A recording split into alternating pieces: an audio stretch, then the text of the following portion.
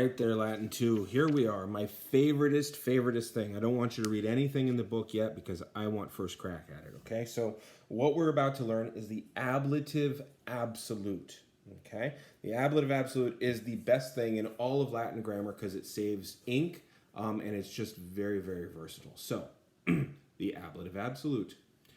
It is the poor man's cum clause. And what I mean by that is that this is a subordinate clause that absolutely does what a cum clause does, but without having to use a subjunctive. So if you're afraid of subjunctive, you get to use this cute little puppy. Okay?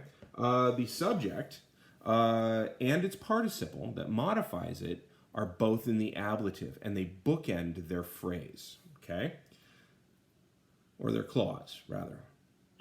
So your subject of an ablative absolute is in the ablative, and it has to have a participle modifying it at the end of it. Well, not necessarily at the end, but it's best when it is at the end.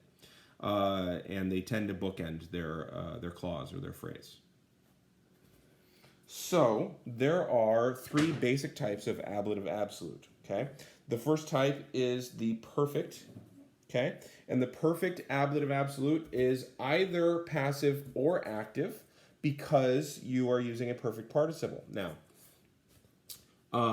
it could be passive or active, right? So the subject comes first, then your perfect participle comes last. You put everything else in that clause in between the two. That's how I want you to construct them. That doesn't mean the book constructs them that way all the time, but that is how the best Roman authors did it. Okay?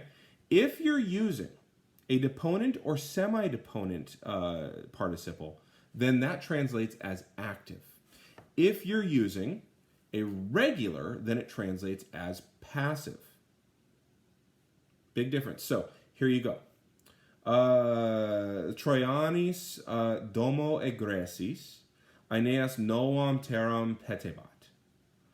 With the Trojans having set out from home, Aeneas was seeking a new land.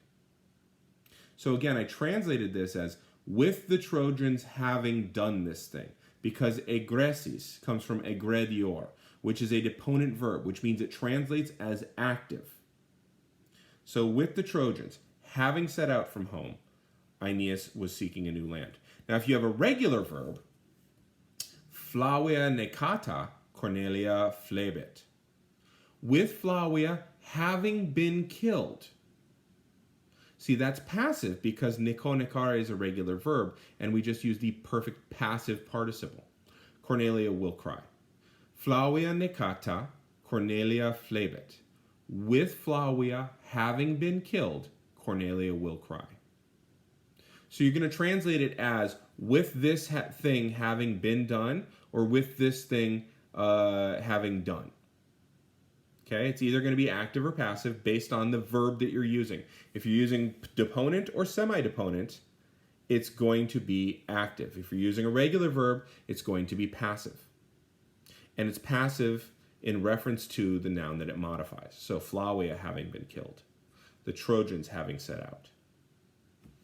Now that's how you do with the perfect. Let's talk about with the present.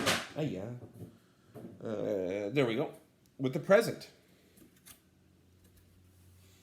With the present active, because there's only a present active participle that exists. There's no present passive. Okay? The subject first, the present participle goes last. Translate it active. Very simple. So, Pueris in palaestrum ingredientibus amicos salutant. With the boys entering into the exercise yard, they greet their friends. With the boys entering the exercise, because it's active and it's present. With them doing it. Here's the other example. Cornelia amicam in complexu tenente eam necavit. With Cornelia holding her friend in an embrace, she killed her. Okay, so both of these still start with the with. That lets me know that you know it's an ablative absolute. Now, next year you get to use good English, but right now you gotta do it this way. Okay, so with the boys entering into the exercise yard, they greet their friends. Down here, with Cornelia holding her friend in an embrace, she killed her. Notice Cornelia is the subject and she's the one doing the participle. Notice the boys are the subject, they're the ones doing the participle. That's true no matter what tense you use. Now let's talk about the future.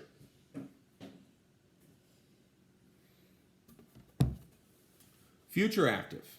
Again, subject first, future active participle last. Always translate active because there's no future passive for you right now. So sexto in piscinam se iacturo madidus esse sperabat. With Sextus about to hurl himself into the fish pond, he was wishing to be wet. So with Sextus, about to do, because that is a future active participle. And the same thing works, by the way, for deponents, okay, but for any verb, really.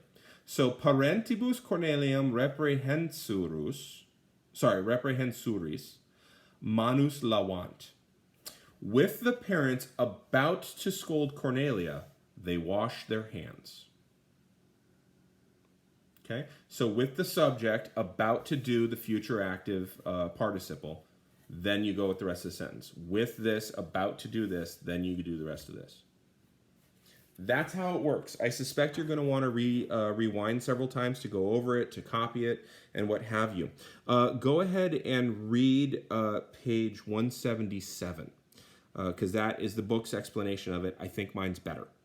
Now, speaking of which, I want to go back to line 11 in your reading. So, me custode, he says, with me on guard. That is not ablative absolute because it is not using a participle. It has to use a participle. Okay? That is just ablative of time. So, what I want you to do now is, now that you've read page 177, is do 44b.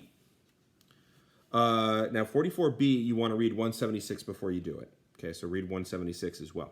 44b is all about using participles as adjectives, and that's going to be a different beast than when we do ablative absolutes. Okay, so 44b, do them in bad English. Do not do anything other than having been. Okay, good. So that takes care of 44b. Then I want you to do 44c.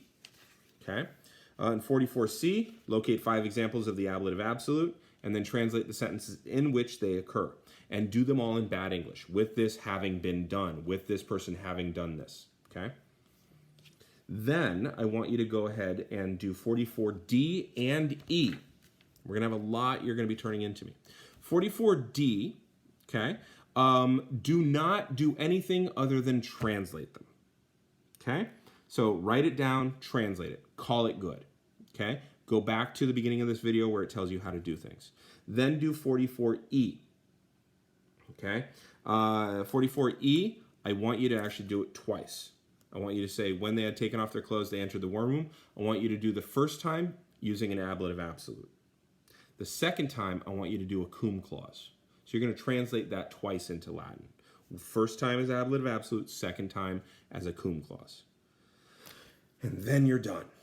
Okay, so I know that's a lot, but it's really important to get the distinctions down. All right, I'm going to hit the button.